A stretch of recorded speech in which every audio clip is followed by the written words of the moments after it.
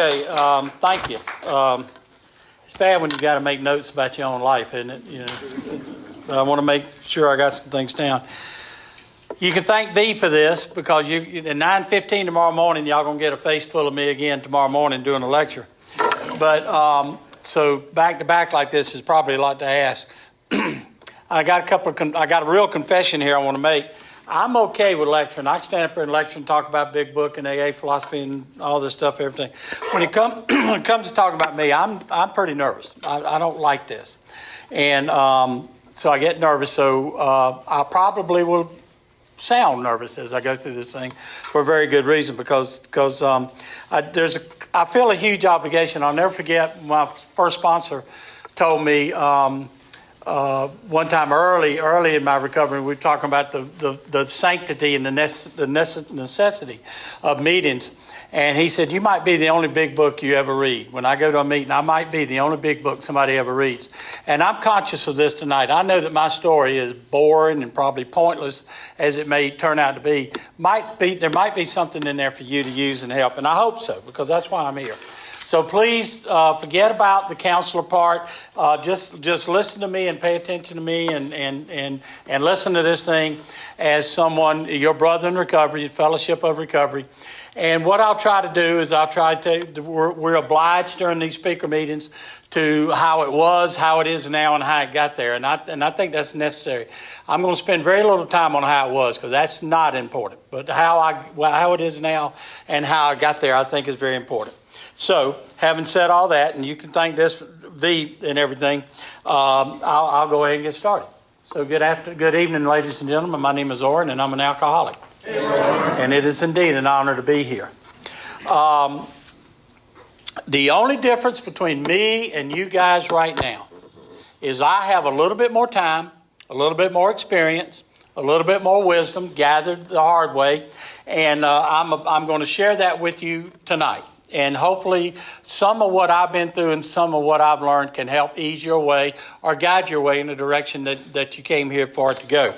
I grew up in a very small town in the upper part of South Carolina, over toward the Rock Hill, Chester area. It's kind of like a direct line between Columbia and Charlotte. Very small single-A school, textile town. And it was, I guess, the way I grew up in the town I grew up in is probably a little bit rougher or probably a little bit harder than you might be used to or know about because it was a textile town, and that's a tough life. My friends and everybody, those mills, there were 3 cotton mills. They worked 24 hours a day, 365 days a year. I do think they gave them Christmas Day off. I'm not sure about that, but those looms were constantly spinning, and that was a rough town. That was a rough way to grow up. I had friends who you had first shift, second shift, third shift.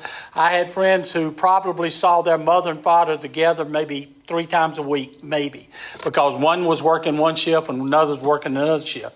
As you can imagine, in a town like that, you grow up hard, you grow up tough, and we did.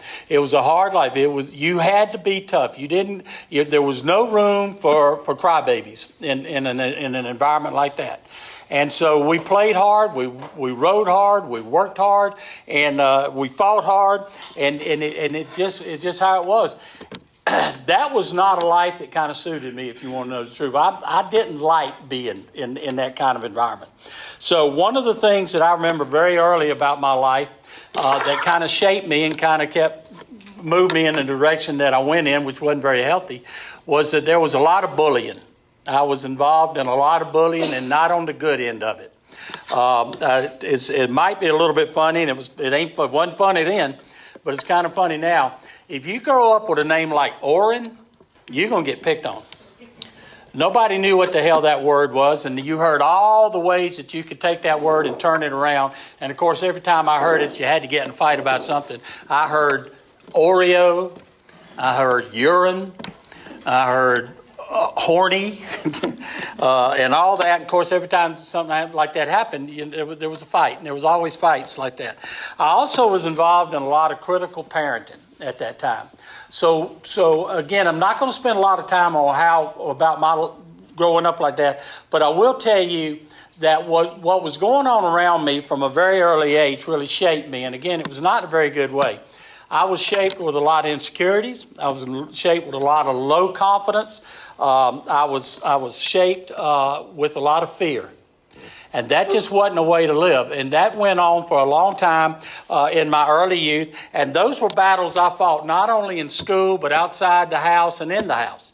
It was just a rough time and a rough place. And I didn't fit in. I just couldn't find a place to fit in. So I was shaped also with a very deep sense of feeling that I didn't belong. And all of that was a lie. All of that was total horseshit because I did belong. I had a great family. I had great friends. But it just shaped that way. So there had to be a solution to that. I had to find a way to work my way through that. And what I found was a couple of things, a couple of devices that I used for a long time that really helped me work through a lot of that bullying and insecurities and all those lack of confidence and feeling of shame and guilt that I was growing up in. One is I learned how to get angry. I learned to get mean. I learned that you fight back. I learned that you hit before you got hit. If you saw trouble coming, you hit. I found out it's amazing what you can accomplish with a broomstick when nobody's looking. And I learned that. And I learned that I could fight my way through most anything, that probably would work out. And I worked so that was the first. Anger was a device, a concept, a coping strategy that I picked up very early on that worked like a charm. And I loved it. And it gave me an identity. And I tell you now, when I tell you this identity, and I can still hear this, you're probably going to laugh about it, but it was an identity that I kind of liked. Everybody would say, they'd see me, or somebody'd see me, and something, who's that? And they'd say, well, that's Oren. And then the next thing you'd hear is, don't pick on that guy. Don't pick on that guy. He's crazy. That's something to knock hell out of you. He's crazy. And I loved it. I thought that was great. I just thought that was the greatest thing that could happen to me, that I had picked up that kind of identity, that macho thing. The other thing that I picked up at a very early age, and I'm talking about, like freshman in high school, if not early, I learned how to drink. I learned that alcohol would take care of a lot of stuff. Now, I grew up in a very small area, country area, rural area in that part of South Carolina in the 60s. We had truck stops. There were a lot of truck stops around our area because, like I said, we were right in the middle of the highway that connected Charlotte, North Carolina with Columbia, South Carolina. A lot of traffic through there. So there were a lot of truck stops in that area. If you were old enough to get the money up on the counter, you could get a sack of beer. And we would go to those truck stops and here I am 13, 14, 15 years old learning how to drink. So I drank as a coping strategy. It helped me how to work through that. It helped me how to take care of some of the things. And it also helped keep and my anger helped keep a lot of people off my back because I really, really wanted that. That was important. Just don't pick on me. I just didn't like to be messed with. And that went on for a long time. When I got to be about I think it was maybe about my 8th grade, I learned an amazing game that just fell into place for me and helped me. It answered a lot of questions and I loved it. I learned a game called football. We played football. Now, this is a textile town. This is a textile area. You didn't really play sports for your school or your town until you got into high school. We were involved in textile leagues. We had Chester, Fort Mill, Lancaster, Kershaw, Rock Hill. Y'all familiar? Some of you might be familiar with that. Camden, South Carolina, Lancaster, South Carolina. And we had these football leagues. And that was blood sport. We played hard. We did not mess around when we got out there on the football field. And we were very successful at that 7th and 8th grade level and up into high school. And I loved it. I just loved it. And one of the things I loved about it so much was it was the first time in my life that it ever put me around a bunch of people where I was accepted. I was accepted. The guys liked me because I wasn't a bad little football player. And I would hit hard, and I was hard. And I learned a lot of respect on that, And so it helped me. And so I loved it because I got to knock hell out of people. I got to play hard. I loved the game. And it put me on a team. It put me it was the first time in my life I ever remember being accepted. And so I learned how to play football, and I learned it, and I loved it. And that went all the way up through high school. But I was a drunk. In high school, I was an alcoholic, and I drank alcoholically, and I drank very hard. And I, again, got that reputation of not only being the crazy guy, but I was that guy that could outdrink everybody else, and that just suited me. I just thought, well, now, I'm John Wayne. I'm meaner than everybody. I can drink more than everybody else, and I just thought that was wonderful.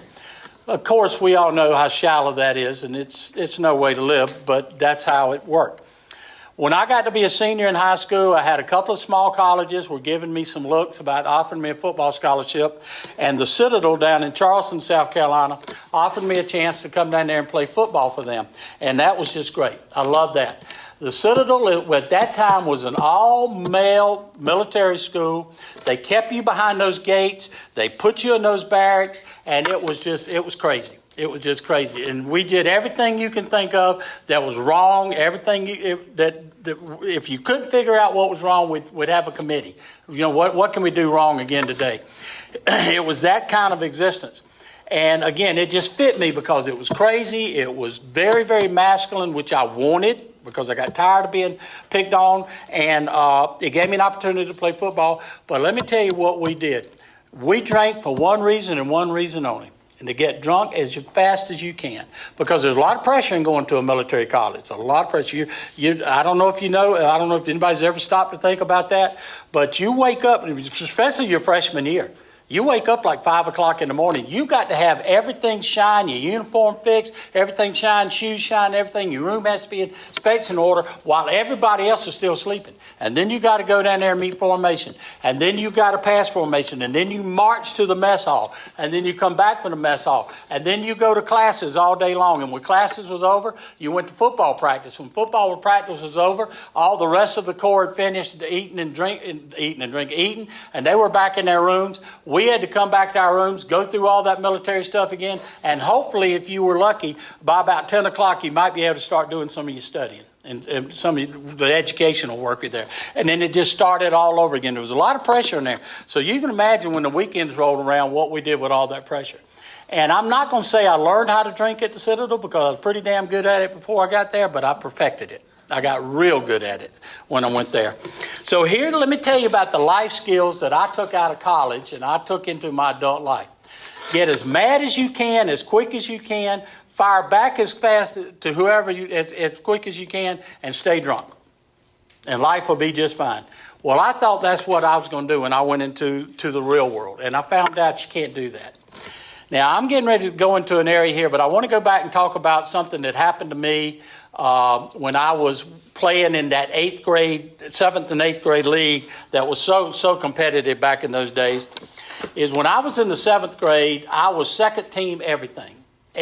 I was not starter for anything, but I was second team. I was the guy that they've stuck in whenever something else had happened out there. And I wanted to play. I stood on the sideline just shaking. Put me in, coach. Put me in, coach. We were playing a team one time, and they were doing this quick pitch. I hope I'm not getting too far ahead of anybody. But the quarterback gets it and quick pitches it to the halfback, and there's this big sweep around the end. And we couldn't stop that. They were running us to death with that. So I'm standing there, and the old coach looks at me, and he called me and said, "Come here, Wood, come here, come here." I said, "Yeah," and I'm putting my helmet on and everything. He says, "You see that, what they're going?" I said, "Yeah, coach, they're killing us out there." And he goes, "Can you stop it?" And I looked at him, I said, "Well, I'll try." I'll never forget it. He took that cigarette out of his mouth, and he threw it on the ground. He said, "Damn it, I got somebody trying." He said, "I want to know if you can stop it." Well, yeah, I was on it. I almost got killed. I couldn't slow nothing down. I wasn't making anything happen out there. And I'll never forget, as I was walking home, dragging my helmet, trying to beat up and bruised and all this, I remember thinking, wouldn't it have been a good idea if he'd have told me how to do that? How to stop it.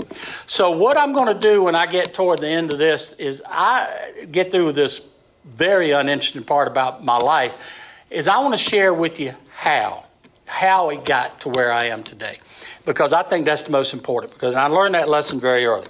So anyway, I go into this real life, I get married, I try to start a career, and my almost my entire adult life was nothing but a dumpster fire. It was just one shit storm after another.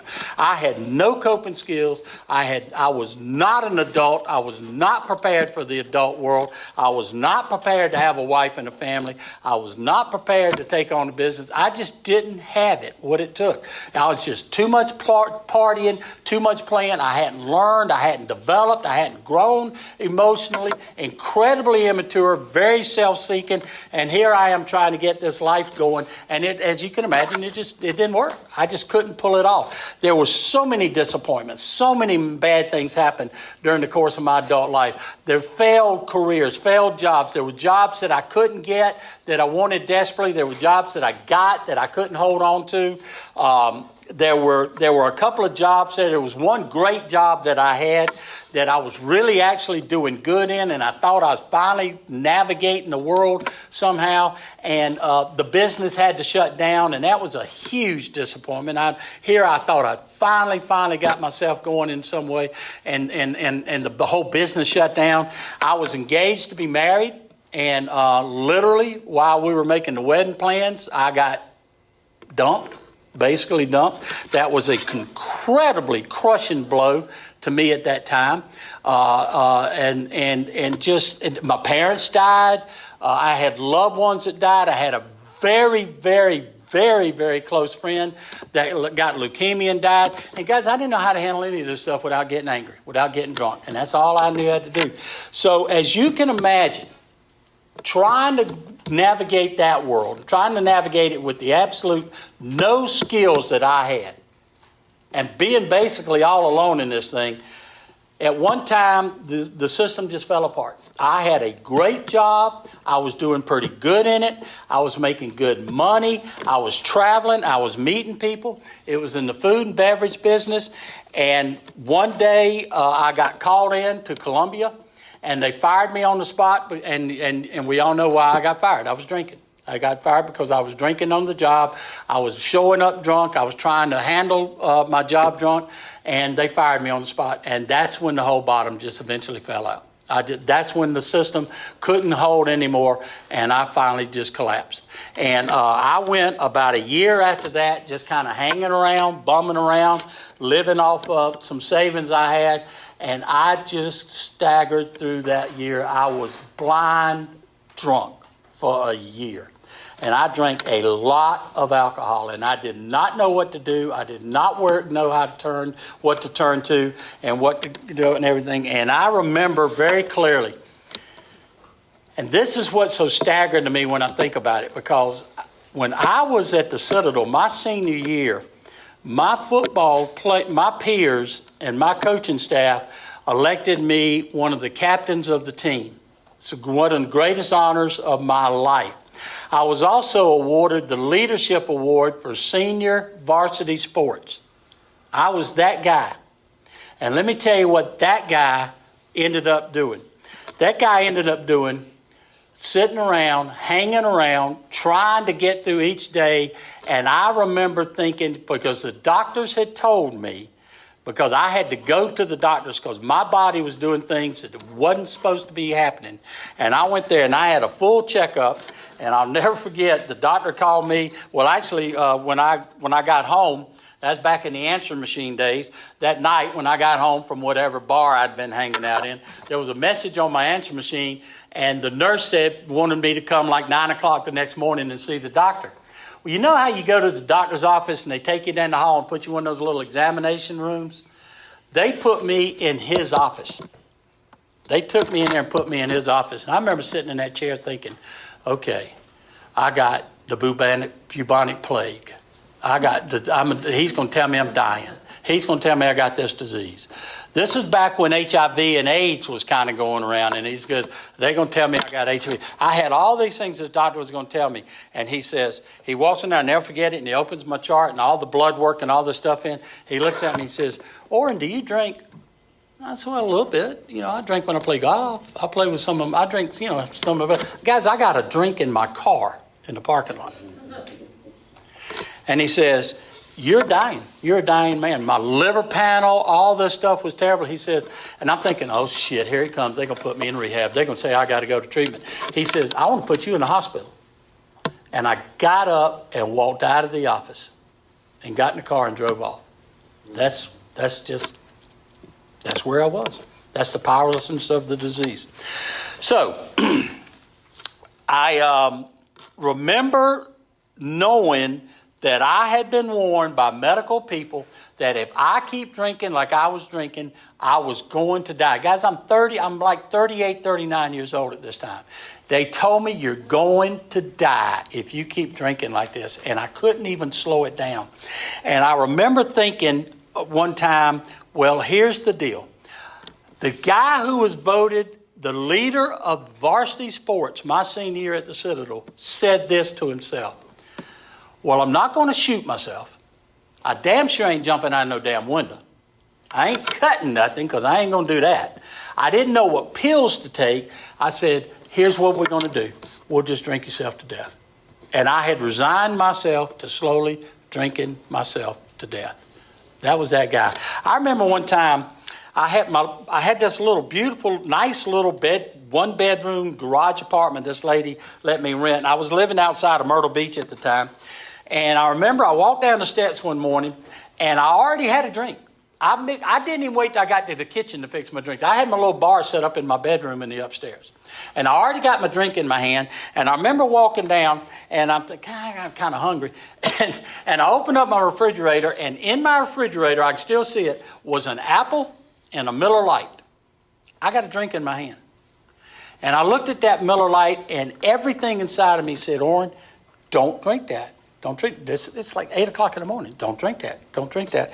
And I remember that I took that Miller Lite and I sat down in this old couch I had, and I sat there and I drank it, and I cried like a baby because I remember thinking, how bad is it? How bad can you get, Oren, that you are sitting here drinking like this? You can't turn it down. It broke my back. It broke my heart to know that I was drinking like that. And I couldn't stop it, guys. I just couldn't stop it. I have a little sister that was living in Charlotte at the time, and a very good friend that was living in Charlotte. We didn't know it at the time, but they called it, it's an intervention. And one day they just showed up. And we sat there. It was a wet, cold, rainy Sunday morning. And we sat there and we all cried and we all talked about it and we all came to the conclusion, okay, you got to do something. You're dying. You can't keep doing this. So what we did was we started talking about it. And I'll never forget that I think it was my friend looked at me and said, well, have you ever thought about AA? And you remember do you want to hear what I said? What he said, you want to go to AA? You ever thought about going to AA? You know what I said? Well, I ain't that sick. That's exactly what I said. So we talked about everything. Well, I don't know. Where's AA? How do you get there? Where's everything? So what we decided, I had to go somewhere. So my sister found a place in Charlotte, North Carolina that doesn't exist anymore. It was a 30-day program. And I could not have known less about recovery. I could have known less about AA. I didn't know what the hell to do there. I didn't know what was going on. All I knew was that I did not ever want to drink again. I had reached a point where I did not ever want to drink again. There was no ambiguity. There was no ifs, kind of, sortas. There was no teach me how to drink socially, teach me how to drink safely. I didn't want to drink again. I could not tolerate where alcohol had taken me. It had ruined me physically. It had bankrupted me emotionally. I was as bereft of anything of spirituality. I had a 7-year-old daughter in Savannah, Georgia, that I was trying to see once a month if I could see her then. I had broken hearts. I had lied. I had caused so much damage, and I said, I don't want this shit anymore. Show me how not to drink anymore. Now, I didn't know what that was going to take, but that's what I went there, and that's the attitude I went there, and I went in angry. I went in pissed off, and if you didn't know how pissed off I was, I made sure you did, because that would piss me off even more. So it was bad, guys. It was ugly. I don't know why they didn't kick me out of that place. I thought recovery, the treatment center was kind of like a car wash. You know, you pull up to a car wash and you're dirty, and you sit there and they pull you through the car wash and you don't do anything and you come out the other end clean. Well, I thought that's all I had to do was just show up for 30 days. and I would come out clean. Well, that little did I know that wasn't going on. So again, all my family's involved. Like I said, my mom and daddy died early. I had all these cousins and aunts and uncles and my sisters and brothers all in Charlotte. They were all gathering me. You're going to do this and everything. And about 2 or 3 days before it was time for me to be successfully discharged and leave there and go back to my little rat hole down in Myrtle Beach, my counselor called me in, and I thought he was going to tell me how great a guy I was doing. Just, you're doing so good, Oren. God dang, we might name this place after you. Shit, we're thinking about you rewriting the damn big book, And humbleness wasn't very big at that time. A little bit arrogant. And I went in there and I sat there, and I'll never forget that guy as long as I live. He looked at me and he said, Oren, you're sober, but you ain't fixed. And I said, what are you talking about? He said, we're going to send you to a 3-month center place down in Delray Beach, Florida. And I exploded on that man. I dog cussed that man. I called him everything I could. Grown man, I'm sitting there telling him, I know you and everything. And I'm screaming and hollering and everything. And then I threw what I thought was my final ace card, my ace card, my whole card. I said, I'm going to call my damn family and tell them about this. And he said, I already have. I said, oh, fuck. So I left and I went back to my room and I sat on the edge of the bed and I started crying. Because I remember thinking, okay, this is real. This is real. Because I knew I was sick. I knew I had a lot of stuff going on in my head. There was a lot of stuff that was driving this drinking and driving this anger. And I had to get that taken care of. So all I get on Amtrak. You ever been on Amtrak? That damn train stops at every pine tree, every stump, every cow, everything. 13 hours, Savannah, Georgia, because that's where all my stuff was. 13 hours all the way down to Delray Beach. And I get down there and they put me in this damn 30-day center, 3-month center. Now, quite frankly, that was not, knowing what I know about the business now and the profession now, it wasn't a good place. It was a bad place, as a matter of fact. It was a very unethical place. A lot of weird shit went on there, but I was there. But what they did was almost every, it was not a good place, guys. I got to be honest with you. What they did, though, was every night we were there, they put us in these vans and they carried us down to this place down in Delray Beach, and we went to an AA meeting, and they said, Oren, AA is going to stop you from drinking. You get an AA, you'll never drink again, and you got a disease. And I said, good. What the hell does that mean? And nobody could tell me. And that wasn't good enough. So I went to school. I actually went to school and I started studying it. I went to the library. I started looking this stuff up and I started going to meetings. And at first I hated meetings. I despised them. I'd take too long to get into why that was going on. But I couldn't stand being there. I didn't like it. I didn't understand it. Nobody could explain it to me. But as I stayed there longer and I got to go to other smaller meetings through the community, I absolutely fell in love with AA. And that just was one of the greatest things that ever happened to me. So, and it really helped. I mean, AA at the first was my foundation. That was my home. I was down there by myself. I didn't have any family and everything. A lot of temptation. I could do anything. Basically, And my first job was working in a Shoney's. I was a waiter. And I was a cook. I was a bottle washer, and I was a dishwasher. But what ended that career was one Sunday morning I showed up. And y'all know about that Sunday morning Shoney buffet and everything. Me and one other woman showed up. Guys, I can't cook an egg. I can't scramble an egg. I can't cook a lick. And me and that woman, we're having to put this entire Sunday morning buffet together in that little kitchen there at Shoney's and everything. And I thought I was going to die. I mean, I was trying to make all that stuff and everything. And I don't know how those people didn't food poisoning. I don't know how they gagged that stuff down. But we got it there. But what I found out there, I was working. I would go there like 5:30, 6 o'clock in the morning, and leave 10, 12 o'clock at night. And it was too much for me. So it wasn't healthy for me. And there was some other stuff going on there. So my next job out of treatment was I picked oranges and grapefruits in an orange orchard. Now, let me tell you something. When you're climbing an orange tree for $5 an hour, picking oranges and grapefruits, you got a lot of time to think. You got a lot of time to think. I'm thinking about how much money I was making about a year ago, and I'm making $5 an hour here. They would, every morning I'd show up, and they'd give us our little baskets, and they'd put me and two other guys in the back of this pickup truck. Now, let me tell you about those two other guys. There's me sitting in the back of this pickup truck. There was Angel and Julio.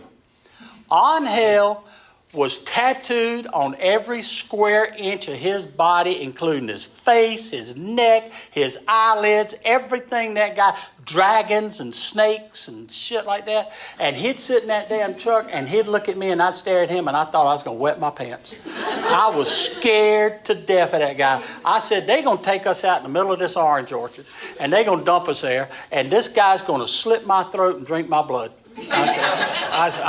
So what I do is I'd get out the back of the truck and I just kind of stand there. When Angel and Julio went the other direction, I went the other end of that. And so that was my next job. My next career, when the season closed down, I got a job driving a forklift in a warehouse. So what I'm saying is, guys, it just took me a while to get built back up, get back in. I wasn't healthy. I had to get back healthy. I was doing all the things but I was going to AA and I was learning and I kept learning. I don't want to get into about how the career and all that got started, but I ended up, through the advice of a lot of people and through paying attention and feeling that I was being directed. And there's one thing about if you think you want to be directed, let me give you a little hint right now. This is that part about how you do this stuff. Guys, if you find yourself in a time in your life when you feel like you have to be directed, and my God, I needed direction at that time because I had no clue what I was going to do. I'm not rich. I had to have a job. I could not go back into my other career. It was in the food and beverage business, and there's a lot of alcohol in that. Where do I go? What do I do? How do I go from here? If you really, really think you want to be directed, you have to be directed. Let me give you a couple of hints about that because I'll tell you what I learned. First of all, you have to have a very, very strong desire that I want to be directed by forces that are directable, that can direct you.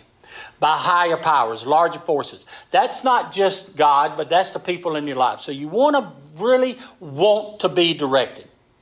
The other thing is you got to put yourself in a position where you are directable. Well, obviously, what's the first thing? You got to be clean and sober. You have to be directable. But you got to be a student. You got to be paying attention. And I turned myself into a student. I really was listening to everything. One of the smartest things I ever did in my life was I took my hands off the wheel. Because with my hands on the wheel, it was a shit storm on steroids. I broke everything I touched. I could not make anything right. Everything I thought I knew how to do, I could not do. And I said, you know what, Oren? Get out of the way. Get out of the way. I fell in love with that third step prayer because there's a very strong, that second sentence is, relieve me of the bondage of myself. That was one of the smartest things I ever did. I became a student. And that's being directable. And the next thing you have to do, and this is probably the most challenging part, if you want to really truly be directed and you put yourself in a position when you're directable, when the door opens, walk through it. Don't hesitate, because that's what you asked for. And I asked for a door I never dreamed about, to be a counselor, to be an alcohol and drug counselor. It never entered my mind. But when that door opened, I said, okay, and I walked through it, and I never looked back. So if you want to be directed, you want to be directed, you have to put yourself in a position where you're directable, and then when the damn door opens, don't hesitate. Walk through it. And I did that. So I've done all that, and I tell you that I got there, and I've been enjoying up to 31 years of recovery ever since then. And I'm not going to get into the lecture about the difference between recovery and sobriety because that's part of the lecture. That's my story. So let me point out a few things. How long do I have? Just go. You're fine. You're great. You think so? You're fine. These guys are dying. They're not dying. Okay. The first thing I did, I guess, was one of the smartest things. And you're looking back on it. You say to yourself, "Why is that a big thing? Wouldn't that be a no-brainer? Wouldn't that be something that's obvious?" And that was, I took my hands off the wheel. I had all these plans. I never will forget when my family put the hammer down and everybody was telling me, okay, you're going to this 3-month program. And when I went in, the day you go in, they tell you what your discharge day is. And I remember telling my family, okay, I'm going to go down there 3 months and 1 damn minute, because the second they discharge me, my ass is out of there. I ain't going to stay down there. I almost spent 3 years down there. Because I knew that me turning around and coming back home was a decision I was going to make. And my decisions were terrible. So I waited and waited and waited till I was being directed to come back. And that time happened in my life. It was unmistakable at that time. It was almost miraculous. You can't hardly explain it. But this domino fell in this lock fell in this piece fell in that. And the next thing I know, I'm back in graduate school. Because I waited till larger forces made me do that. Put me in a place to do that. So that's the first thing I want to add, that I would put as far as this. How do you do this thing? Guys, none of us are up here because we're that smart. None of us came to a place like this because we're on a winning streak. And the tragedies and the misfortune and the chaos and the drama and the heartbreak in our life, for the most part, is probably our fault. It's probably our fault. Guys, my first thing I would advise, if I could offer my experience, strength, and hope, get the hell out of the way. I was talking in an all-men's meeting down there in Florida one time, and as y'all can imagine, I was making all kind of sense, and whatever the hell it was I was saying was absolutely brilliant, as you can imagine, because I was the one saying it. And I was off on some damn roll. You got to remember, back in those days, when I walked in the room, I was the smartest guy in the room. That's just how it was. But you know what's behind all that? It's just insecurities. So that was all that macho shit I built up. Anyway, so I'm off on some roll talking about something. And this guy, it was an all-men's meeting. It was early on a Saturday morning. My sponsor and I were sitting there. And right in the middle of this sentence with this brilliant wisdom I was spouting at the time, this guy looks at me and he goes, boy, you're in your own damn way. And I talked to my sponsor. I bet up my sponsor and I talked about that for 2 hours that afternoon. What did it mean? And I was in my own way. So one of the first things I would ask you to do is, guys, get out of the way. Let people help you. Let people guide you. Let people move you in direction and do. People who love you, people who trust you, people who want the best for you, pay attention to them. You ain't got to like it, but appreciate it, respect it, because they have the clarity, they have the wisdom, they know what's going on, they see you. So one of the first things I did, I just quit making plans. I just went day by day, one day at a time. I know I want this. I know I want to go there. I know I want this thing. But if it's not there in front of me, do what's in front of me. So I did that. That was one of the first things I did. The next thing, and as I say it, I suited up, I showed up, and I shut up. And that's what I did. The next thing I would like to tell you about is I became a student. I needed to learn. I thought I was smart. I thought I was wise. I thought I had experience. I thought I was a damn man of the world. I was dumber than a rock. I knew nothing. I knew nothing about how to take on this world. I had no experience and everything. So what I did was I became a student. Guys, I read, I studied, I looked at this program. I would go to meetings. They talk about 90 and 90. I'm down there in South Florida working in a damn orange grove. I got time to go to meetings. I probably went, in my first 90 days out of treatment, I probably went, I don't know, a couple of hundred meetings because I wanted to. And I went all over the areas, South Beach, South Miami, Fort Lauderdale, Boca Raton, Delray Beach, Hialeah. I went to Fort Lauderdale. I went around all the places that I wanted to hear, and I wanted to hear what those people had to say. And I found this wonderful, wonderful home group in a Unity church in Delray Beach. It was a small group. We met on Tuesday nights, and the wisdom of those men and women in that room was phenomenal. And I felt like, hey, I'm in my very, very early 40s. I went to treatment when I was 40 years old. And I remember sitting there and I felt like I was a 10-year-old kid. I couldn't get enough of what they were talking about. And it wasn't about being in recovery. It wasn't about being sober. It was about life on life's terms. And I just sat there and I just lapped it up. And I remember from time to time, somebody would say something, and I'd go, all right, the woman in the multicolored dress there, she just said something. And then when the meeting was over with, I'd go up and I'd introduce myself to her if I didn't know. And I said, ma'am, you said this. I don't understand what you mean. Can you help me with that? Every single solitary one of those people. Every one of them. Every time I ever stopped them, every time I ever asked them a question, not one of them said, well, I'll get back with you. Give me your phone number. I'll call you. Every damn one of them sat down and said, well, let's talk about that. We'll talk about that. That's priceless. You can't beat that. I wanted to know. I didn't want to hear something in those rooms that I didn't understand because I didn't want to miss it. Because I would see what they had. I'd see the joy in their faces. I'd hear the laughter. I'd see how they socialized with each other. Guys, I didn't know how to socialize anymore. You don't socialize in that world I'm in. And I was in. And so I sat there and I did, so I learned that. So I lapped it up. I asked questions. I learned. We called it the meeting after the meeting. We met on Tuesday night from 8 o'clock to 9 o'clock. There was a diner. There was an all-night diner about 5 miles down A1A down there in South Florida. And about half of us would go to this diner. We'd sit there and of course, it had the best key lime pie yet. God almighty, that damn key lime pie was good. And I'd get this, I'd get me a big old slab of key lime pie and a Diet Coke. And I'd sit there. And we'd sit there for hours, and I would just sit there and listen to those people. I would sit there and listen to those people. I remember one time, you get these little nuggets. I remember it was at the time when I was getting ready to leave down there. Finally, I'd gotten the message. There was time to leave and come home. And I was talking to one of those guys. I got too much to do, man. I got too much to do. There's so much I got to do. I got to do this. I got to do this and everything. And he listened to me for a while, and he looked at me and he said, you want me to tell you something? And I said, sure. He said, did you know that it's impossible to have too much to do? And I thought, okay, if I shut up, I'll listen. I'll hear something here. So I looked at him. I said, how is it impossible to have too much to do? He said, well, how much do you have to do? I said, I got this. I got to do. He said, take a legal pad and write down everything that you've got to do to prepare yourself to move back up to South Carolina. I said, okay, I can do that. He said, then what's number one? I said, well, he said, that's all you got to do.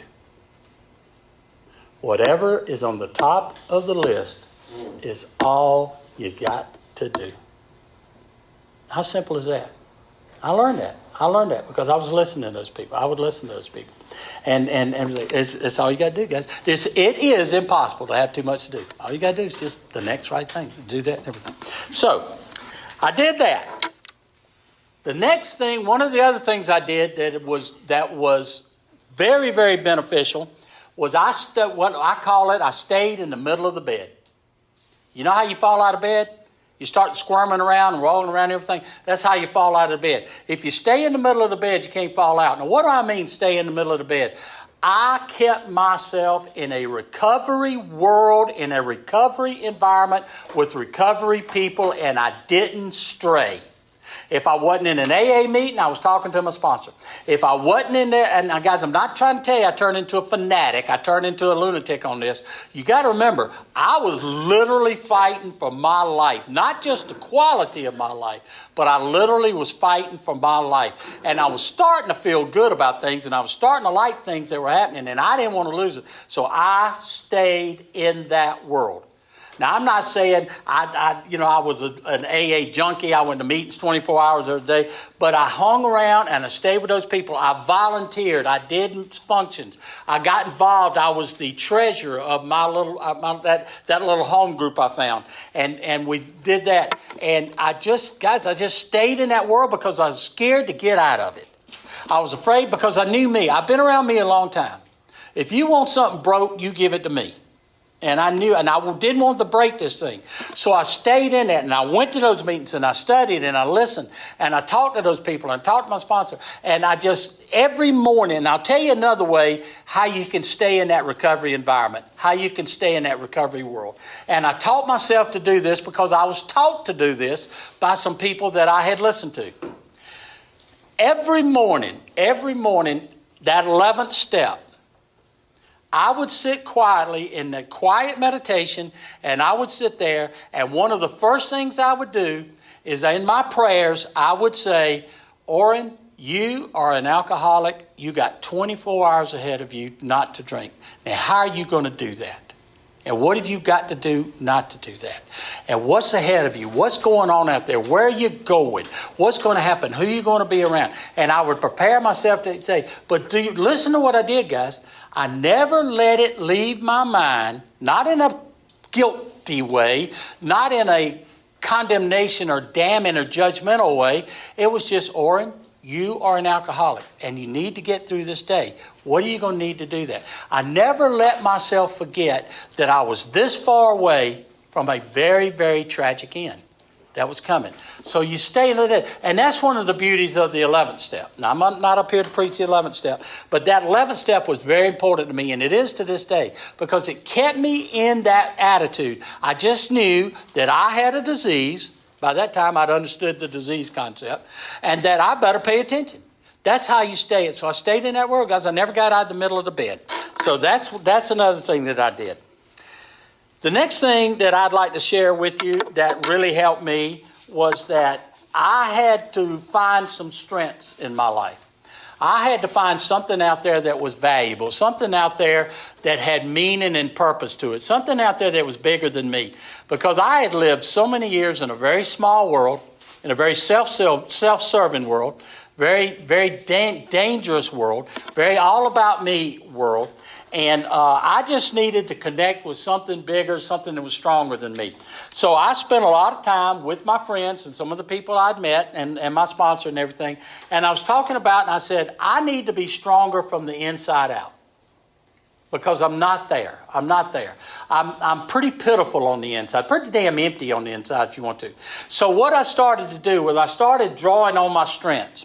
And one of the things that came to me was that I remembered my father. And I thought about my father a lot. Now, my dad had died several years before, and I thought about him. And I thought about the man, the true man, in the true essence of the word, a man, my father was. My father was 6'5", weighed about 280 pounds. His name was John. Does anybody want to guess what everybody called him? Big John. And Big John was my dad. My dad was a highly decorated World War II bomber pilot. When my dad was 20 years old, he was flying bomber planes over North Africa and Italy, bombing the Germans and the Romanians and the Italians and getting shot at, and people were dying literally all around him in his own plane. He was a wing commander at age 20. When I was 20, I was trying to find out how I was going to get enough money to get another six-pack. That was the most dangerous thing in my life. That was what my dad was doing when he was 20 years old. And my dad tried to raise me to be a man. He didn't try to raise me to be the man. He just wanted me to be a man. And he taught me all those things. He taught me and my big brother all those things. He taught us work ethics. He taught us how you treat people, how you talk to people. My dad literally took my brother and I in his bedroom one night. I don't know if you've ever seen this, heard of this, but I'm about 8 years old. I'm about like this, short, fat. That's why I got picked on. That's why I was bullying. Everybody picked on a little short, fat guy. And my dad, he'd say, this is how you shake a man's hand. And my dad put his hand down. Now, when I went to shake my daddy's hand, it was like putting your hand in a catcher's mitt. I mean, he just swallowed my hand. But he taught us how to shake hands. You look a man in the eye, son. You look a man in the eye, and that's shaking hand.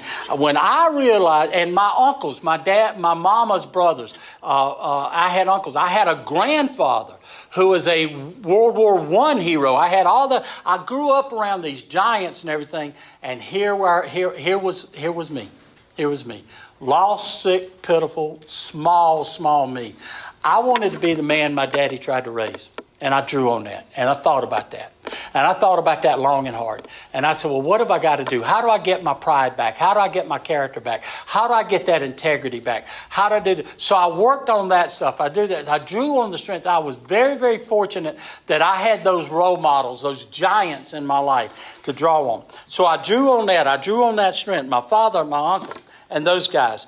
And then I remembered that I went at the Citadel. I told you guys the Citadel is a military college. At that time, it was an all-male military college. And that college at that time worked off the honor code. And the honor code's big. And I'll tell you the honor code.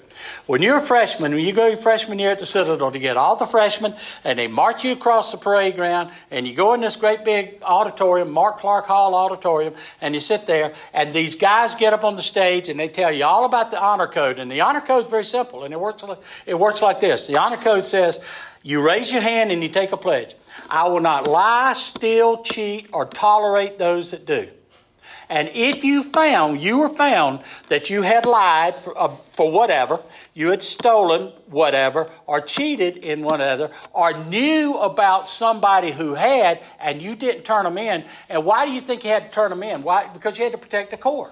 If there was somebody in the Corps that was violating the honor code, they wanted to know who that was. So if you lied, stole, or cheated, or knew somebody that wasn't, and you didn't turn them in, you were out. On the spot. I saw it happen. I saw it happen many times. You plagiarism, not doing your homework right, lying about your homework, lying about something, stealing something. I watched a guy who was a second team All-American on our football team. Second team All-American. He stole somebody's dictionary so he could take it to the bookstore, and he sold it for $3. And they found out, and that afternoon he was kicked out of that school. He was second team All-American. Great guy. He just made a tremendously poor judgment, made a mistake. And I thought about that honor code. And here's what I remembered about the honor code. And again, this is how small and immature and where I was at that time. I thought that you followed the honor code so you didn't get kicked out of the school. In other words, as long as I don't lie, as long as I don't cheat, as long as I don't steal or protect somebody else, I'll be okay. I won't get kicked out of school. What I didn't know and what I didn't realize till much later, the honor code is not there to keep you from getting kicked out of school. The honor code is there to make you an honorable person. I missed that point. I didn't get it. And I thought about that and I said, damn. That's what I'm supposed to do. That's why you don't lie, so you don't steal, so you don't get cheat. Not that you don't get caught, so you become somebody. Now, for those of you who are paying attention to my story, can you come to mind any code we talk about around here a lot? I'll give you a hint. It's got 12 sentences in it that helps you become that person of honor. Guys, don't you understand that? I learned through the honor code that the 12-step program is not there so I don't drink. The 12-step program is there so I become the man that doesn't have to drink. And the honor code was there, not that I don't get kicked out, but so I become a person of honor. And I could not have been less honorable. I would lie in a heartbeat without remorse to people I loved. I'd tell you I loved you while I was lying to you. That's sick. That's where I was. So what I did is I started drawing on my strengths. I thought about my dad. I thought about my uncles and my grandfathers and how I could somehow or another stand in that same circle with those people. And then I thought about the honor code and how it could shape me and how the 12-step program could shape me and help me be that better person. Because, guys, that's all I wanted. I just wanted to be okay. I didn't want to be rich. I don't want to be famous. I don't want all that stuff. I just want to be comfortable in my own skin. I want to be okay. And that's what all the stuff is doing. So, guys, draw on your strength. Find your strength. You got them. You got them. I'll tell you another strength that I drew on. I tell people all the time, I tell my friends down there at the Citadel, I've told my classmates, my teammates this many times. If it wasn't for what I had learned playing football, I would not have survived my alcoholism. Now, what am I talking about? Well, think about what you learn in athletics when you're on a team. You learn team. You learn that you're a teammate. And what is the cardinal sin? What is the worst thing you can do if you're on a team? Let your teammate down. And I had spent a lifetime letting my teammates down, my family, my loved ones, the miserable marriages I was in. I still letting them down. My own daughter let me down. My family, I was letting teammate after teammate after teammate down. Guys, that's a cardinal sin. You don't do that. And I remember that. And I tell you, I said, this will not happen again. No longer again, ever again, under any circumstance, will I be a failure to my teammates, whatever team I am on. At work, at home, wherever I am. If I'm on that team, I'm a loyal, firm, strong teammate, and I'll do that. And I learned that on the football field. I'll tell you another thing I learned. I was an offensive lineman. Again, I hope I don't go over anybody's head on this, but I hope I'm trying to say it in a way that you can understand. Probably the most intense time during a football game or in a practice, a big strong practice, is when you're on the offense and you're down there on the goal line. Goal line, goal line, goal line. You're on the 1 yard line, the 2 yard line. You got 11 guys that are bleeding out of their eyes trying to, all they want to do is get that football in the end zone, which sounds pretty good except for the fact there's 11 other guys on the other side of the field who are just as determined that you ain't going to get that football in the end zone. And guys, you want blood sport? Go to the goal line, be down in there in the line of scrimmage and goal line. It is blood sport. It is vicious. It is brutal. And that is one of the most intense times you'll ever feel, that I ever felt on the football field's goal line. You know how many times I wanted to quit? You know how many times when cravings came, I said, well, I'll start again tomorrow? And how many times I think about I want to do it and everything, how many times. And guys, I had cravings that would buckle your knees. Don't get me wrong. I had cravings. I could literally taste. You ever heard you say, well, I want to drink so bad I could taste it? I could taste it. And you know what I'd say? Right at that time when I was about to take that one breath that says, we'll quit, I would say, goal line. This is your goal line. This is the time. This is your test. And if you quit, you're going to quit on your teammates. And you're going to quit on yourself. And you won't score. The team won't score. Guys, life is goal line. Life is goal line. You will be tested. And if you're not being tested, you're not doing it right. You're not paying attention. And what I advise you to do, what I'd ask you to do, is think about that. Now, I'm not necessarily saying you got to go down there and get on the 1 yard line in front of 80,000 people. But what I am saying is you need to show up, suit up, and shut up and say, this is my test. You want the test. You want to be challenged. If you're not challenged, if you're not tested, you're not growing. And what I began to realize was every one of those tests was just a test to see how bad I was and how much I was growing and how long I was going to pull this thing off. So you draw on your strengths. You think about you guys have, you think about it. There's been times in your life when you've taken on stuff. This disease is a nasty little thing. It's a nasty little thing. You can have all these great accomplishments, all these wonderful things you've done. And I'd accomplished some great things. I'd done some pretty good stuff in my life. But all I could think about was my screw-ups. How I'd done this wrong. How I'd hurt this. How I'd done this. Let this person down. Let myself down. And I couldn't remember what I'd accomplished. Guys, I ask you, don't do that. Don't do that. Find your strengths. Find your accomplishment. Get a piece of paper and you say, these are the 5 things. I did this. I would write those things down. These are the 5 things I'm most proud of. Not the 5 things I'm most discouraged about, or the most 5 times I screwed something up, but these are the 5 things I'm most proud of.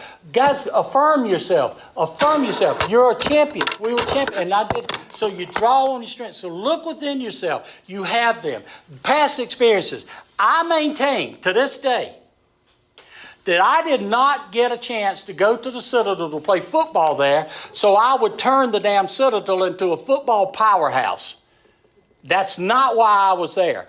I tell people often, I was an offensive lineman, and I say I had a career, I had a very, very, very mediocre career with occasional flashes of average. That's about as good as I could do. But I don't think for 1 second now, looking back on it, that I got an opportunity to go there and compete like I did in the atmosphere I did with the people I around and the coaching staff I had so I could play football. The larger forces in my life, the higher powers in my life, the forces that were directing me in my life knew that one day down the road, I was going to need everything I learned on that football field, and that's why I was sent there. And I don't doubt that for a second. So one day I could be in a place like this. So one day I could be doing what I was doing.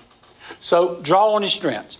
And then the last thing, and I don't know if I've turned this off, B, but it went off. I think it's still recording. Well, I've been banging on it. I'm sorry. You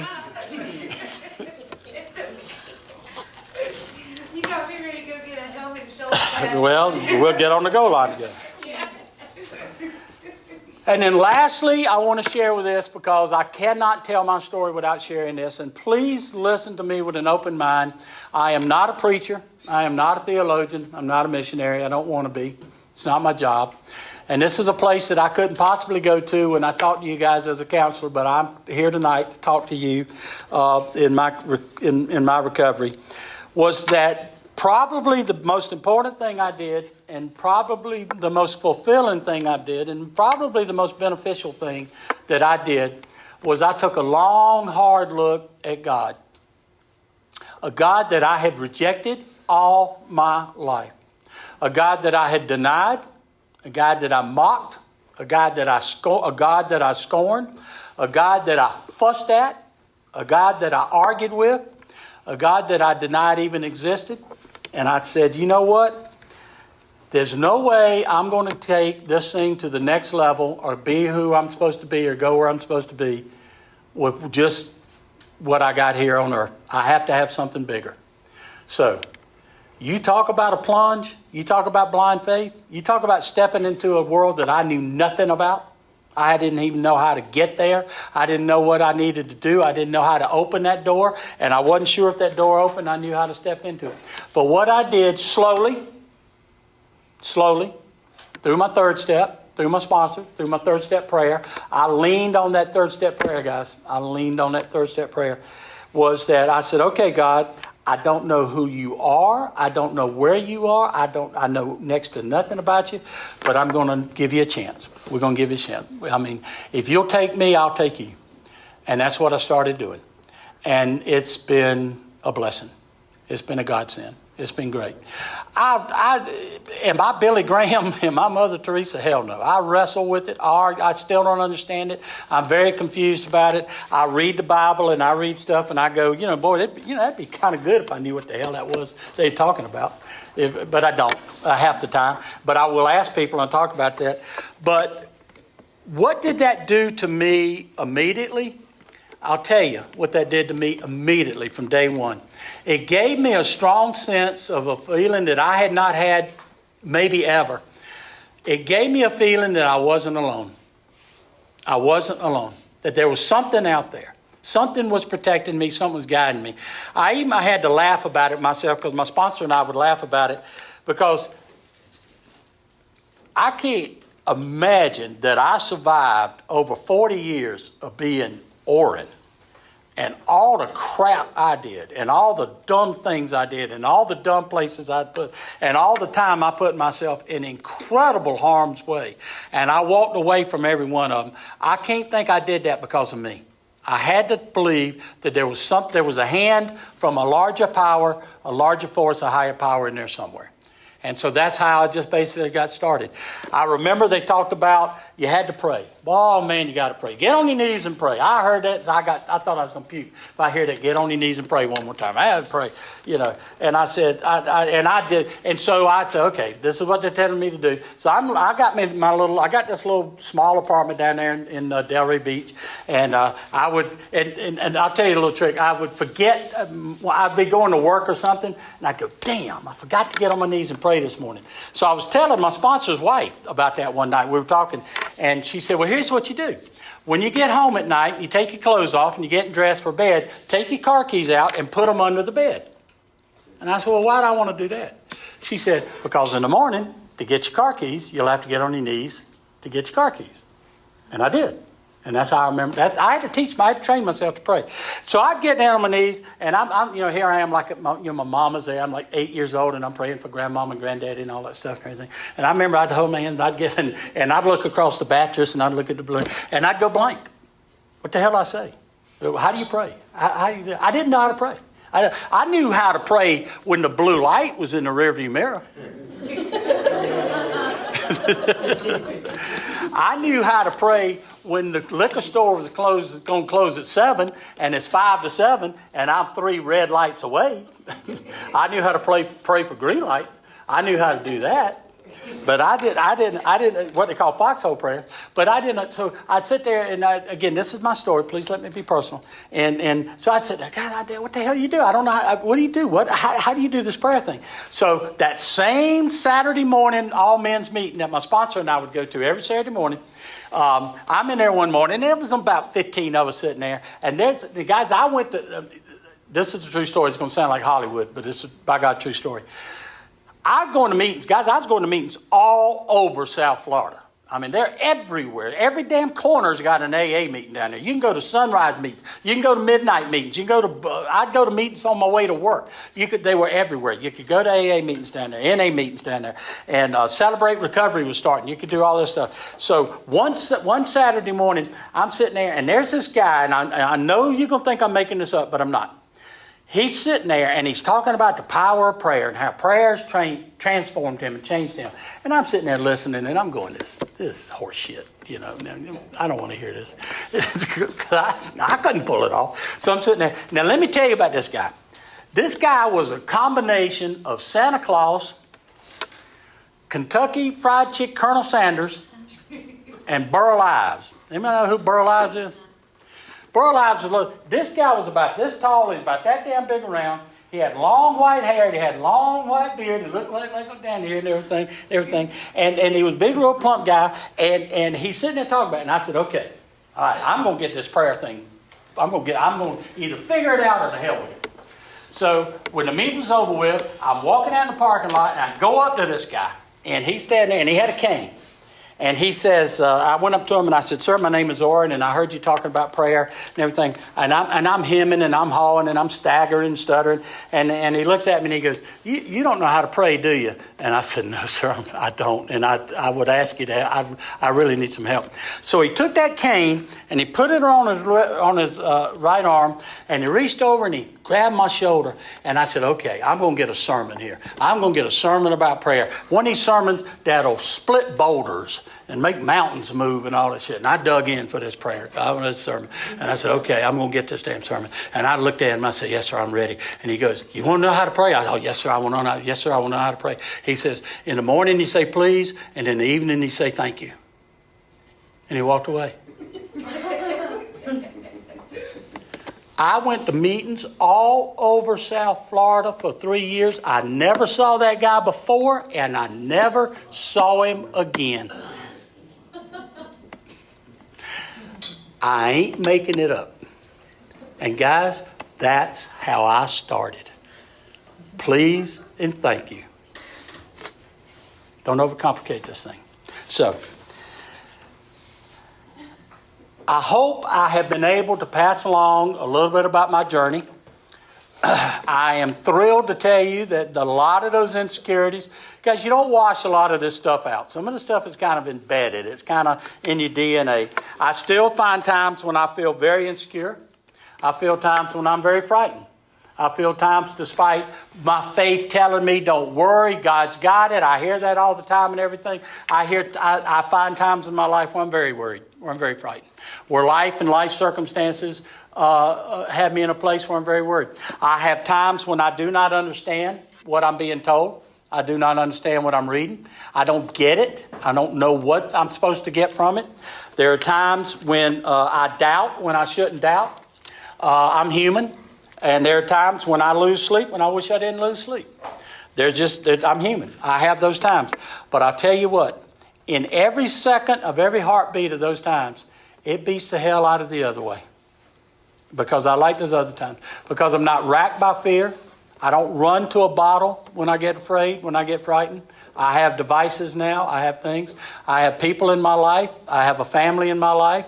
I have a recovery community in my life. The larger forces and higher powers in my life have given me an opportunity like tonight to take my message and share it with other people.